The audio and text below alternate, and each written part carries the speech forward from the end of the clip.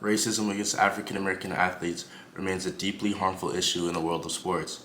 While professional leagues like the NBA and NFL have grown more diverse over time, the systems meant to protect players from racial injustice often fall short or fell entirely. According to the Institution for Diversity and Ethics in Sports, over 70% of players in the NBA and NFL identify as black. But when you look at the leadership roles such as coaches, general managers, and team owners, the numbers are often overwhelmingly white. The imbalance reflects deeper issues of institutional racism that go far beyond who's on the court or the field. During this video, I will explore the many ways racism shows up in sports and how it's different between communities, institutions, and technologies, and how we're responding to them.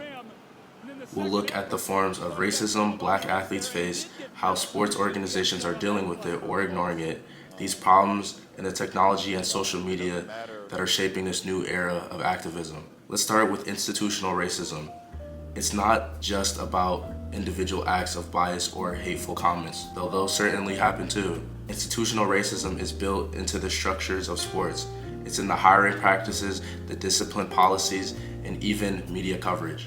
Consider this, while players kneel during the national anthem or wear slogans like "End Racism" on their uniforms, the same leagues continue to hire very few black head coaches.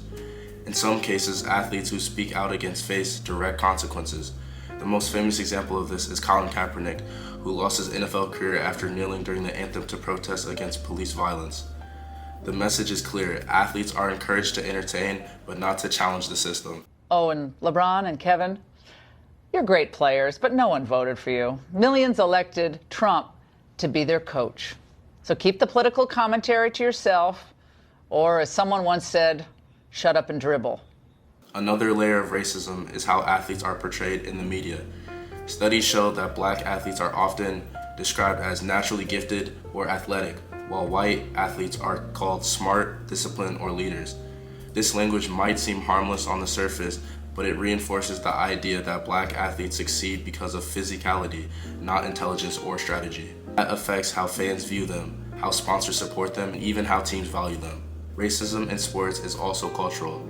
It's in the locker rooms, the press conferences, and the stands. Black athletes report experiencing microaggressions regularly. Things like being told to tone it down, being asked to change their hair, or being mocked for the way they're speaking. Even fans play a role. Racial heckling during games and anonymous trolling online are all too common.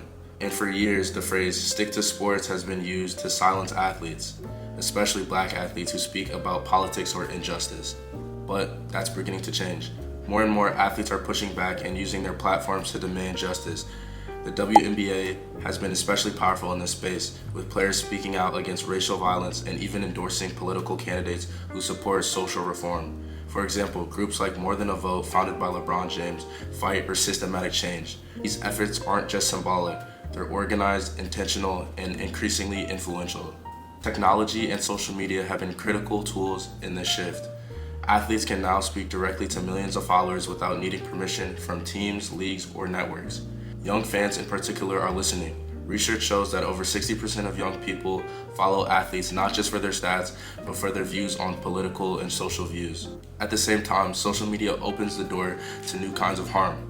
Black athletes receive a disproportionate amount of online abuse. A 2020 report found that over 30% of high-profile black athletes are targets of racism messages on platforms like Twitter and Instagram. And while tech companies say they're cracking down on hate speech, enforcement is inconsistent, and many athletes feel left unprotected. Beyond social media, other technologies are being used to track and expose racial disparities. Digital tools now monitor hiring stats across leagues, analyze media coverage for bias, and even scan fan reactions to player performances. This data can be incredibly useful in showing patterns of discrimination and pushing for policy change. But it's only effective if the people in the power are willing to act on it. Community support plays a huge role too. Many athletes rely on teammates, mentors, or alum networks for emotional safety, especially when institutions fail to provide.